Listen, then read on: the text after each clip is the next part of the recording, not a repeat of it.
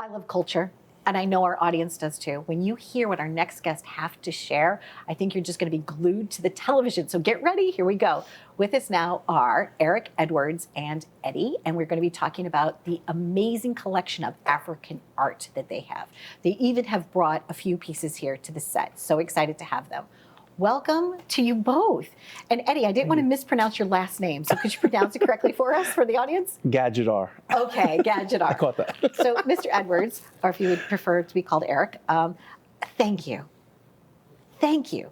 You have created, you're a living legacy in yourself because you have amassed, or so I've heard, the most extensive collection of African art that you've been gathering for the last 50 years of your life that you are now willing to share with the world. So how did this passion start for you? How did this begin?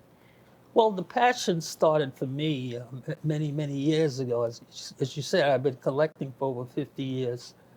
And it started with me really back to my early childhood with my father, who was an immigrant from Barbados, came here when he was 17 years old, and he wanted to make sure that his 3 children were educated in their culture and history because he felt that was a strong foundation for them to have in order to excel. And I came to find out later that was certainly the case for us, myself, my sister Myrna, and my brother Milton, because I believed in myself and my capabilities.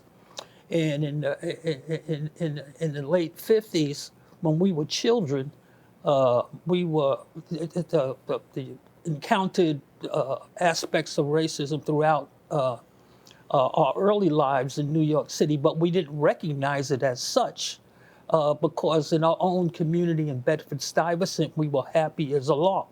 But as we moved up in life, we saw evidence of that in pushback on us as an ethnic group. But because of the foundation I had in African history, in the knowledge of self, it helped, it instilled in me a sense of viability and a spirit of, you can do, I can do, based upon that, which all of us need in our own upbringings and backgrounds for stability, the belief in self and your parents and their ancestors and so on and so forth. So people of African ancestry need to have that as well, or African Americans. And because of our route to success through slavery and bondage in the United States, we weren't afforded that. So it was very important for us to have that. So I thank my father, who's now an ancestor, for giving that to me. But he was not a collector. He did not collect African art, but he believed in history and knowing your history because of that, knowing where you come from and where you are, that's the best foundation to enable you to make a path for your own future success. So I thank him for that. And that was the basis for me for collecting African art because I felt I wanted to know more and more about myself and my history in the New York City public school system, which I excelled in. And I went to Brooklyn Technical High School, and I graduated 13th in my class of over 6,000 students. Congratulations. And I had received all kinds of awards, and I was valedictorian in junior high school, and I went on to study electrical engineering at City Tech. But even though I won many scholarships at very prestigious schools, I stayed in the city. I was sort of a homebody. But as I started my career in technology, as a hobby, because I'm an intense worker, I'm a workaholic, and I love to study and read things all the time. I always have to be doing something. So I started collecting African art as a side thing, mainly because of my own sense of fulfillment and getting to know more about myself and who I am. Who am I? I totally understand that journey. And, what's interesting too is as I'm listening to you share about your father, it reminds me of my grandfather, a little detail that I have forgotten. And that is, I've been tracing my family tree and things like that. My grandfather always told me that we were part Native American.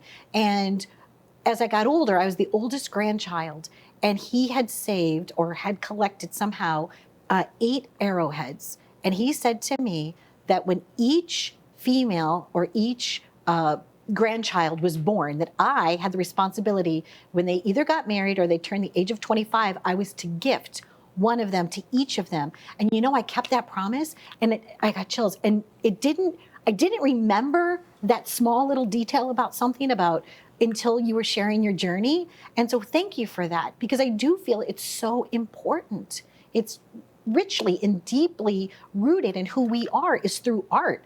And Eddie, we haven't really got the chance to, even get word in edgewise with you, but Eddie, how did you meet Mr. Edwards? How did this all come to be? Well, Mr. Edwards was well on his way. Okay. Long before, I met Mr. E. Into the field. And, I started writing grants for the museum, and we just organically developed a relationship. And, it's been my honor and my privilege to work with Mr. Edwards. He is a living legend. He really is. Like I was telling you before, he's been collecting for more than 50 years.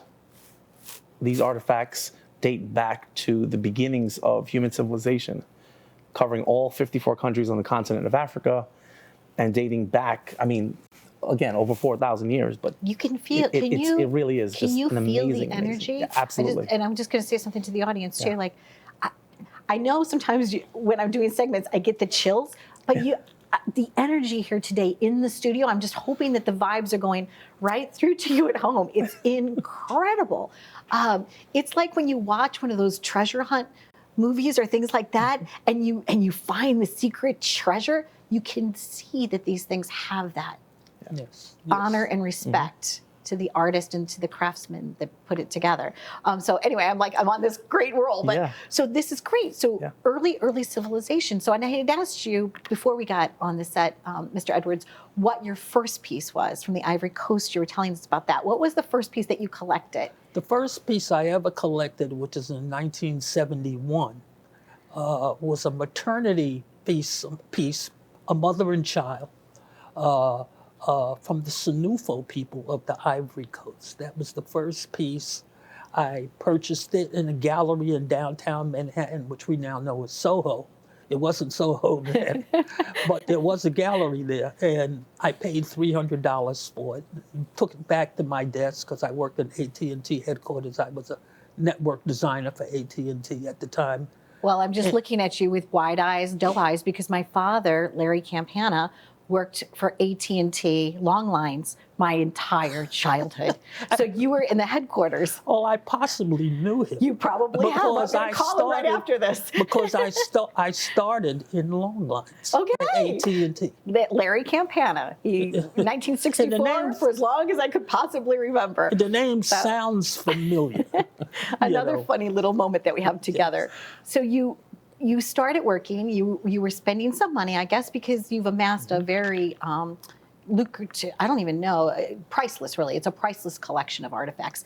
And you're going to be displaying them at the CMAA, Cultural Museum of African Art, the Eric Edwards collection. Yeah. So how will people be able to come and visit and see these things? Well, we're going to, thankfully, the new borough president of Brooklyn has contacted us to do a special event, his first public event as the new borough president of Brooklyn, Antonio Reynoso.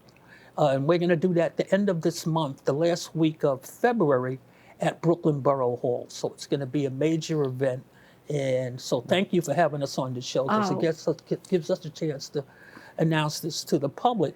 But also thanks to a lot of support from many people, in particular Carl Hastie, the Speaker of the New York State Assembly, and Stephanie Zinnerman, who is from the 56th Assembly District of Bedford-Stuyvesant, which is where I grew up, ironically, sponsored us and gave us a grant for $1 million to open up the first public site of the museum, which is going to be at Bedford-Stuyvesant Restoration in Brooklyn, which is an historic site for the African-American community, because it has the highest density of people of African descent in the United States. So it's going to be a major thing. We're working feverishly on that. And also thanks, I would say, to the New York City Department of Cultural Affairs, because they sponsor us in many events and we've also, we put voice to the artifacts. I have over 3,000 artifacts. Some of them go all the way back to the ancient Nubian Empire, the Egyptian Empire, the Aztec Empire, the Malian Empire, the Axum Empire, which we now know as Ethiopia. Many of them come from royal families, which over the years I developed relationships with many. So we have pieces within the collection that don't exist anyplace else in the world. So we're very privileged. And it's my charge, if you will, to share these with the public, to disseminate the information, to put voice to them so they can say for themselves who they are, why they were created, how they are used in applications to help people and advance people, and how you can have those conversations or experience what you have, rightfully so, with the ancestors, because many of them are ancestral pieces, reliquary pieces, and sacred pieces. In the museum, we've had many people that visited for the first time, and they crossed the threshold of the museum, which we now have in Brooklyn, but it's by special invitation because of COVID and everything else. And it's in a 5,000 square foot duplex loft, which is packed with art. And I think you have some images or pictures of that that you can share with the public. But that's why we want to go to a public interfacing location where the 9 to 5 or 9 to 6, where the public can come at any time. So we're working on that, thanks to the New York State Assembly. And we get support from the Department of Cultural Affairs, and we thank them as well, because we've developed the educational and training program, which underscores what I said, to put voice to the artifacts, to share knowledge. And we developed 2 courses, one called African Art, Culture, and You, and the other one is called Carry the Mantle, focused on the youth so they can better understand the history and apply it to share that knowledge. In our mission statement for the museum underscores that, and to share knowledge with all people of all ethnic groups, because in reality, we all come from Africa. It's the birthplace of civilization. As the Metropolitan Museum of Art has an exhibition that talks about the African origins of civilization, which is taking place now. And I was honored to be taken through by one of the curators there, because one of my pieces in the museum, in the Met, is in the permanent collection from the museum. So I'm honored to have that, but I could only give them one piece because I said I have to share these with the community in Brooklyn. You guys have everything, so we're gonna. We're very thankful, and we're all about sharing and disseminating information for the purpose of bringing all of us together. I couldn't agree more. Mitochondrial DNA, right? We all humans, we're all from somewhere. So thank you on behalf of everyone, my audience, on behalf of the world. Thank you for making this your mission in life. And thank you both for being here and spending some time with us. I'm so joyful. We're recording this today, which is Valentine's Day. So from my heart to your hearts, I thank you. From people in the past, the present, and the future, I thank you. This is lovely. Thank you so much. Stay tuned for more. We've been living it up right here. If you want to know more, please go to their website. And if you have something that's on your heart and you have a passion, follow it by all means. I can't express to you, once again, just the feeling that I'm having here today. And I hope you enjoyed this segment. Be well.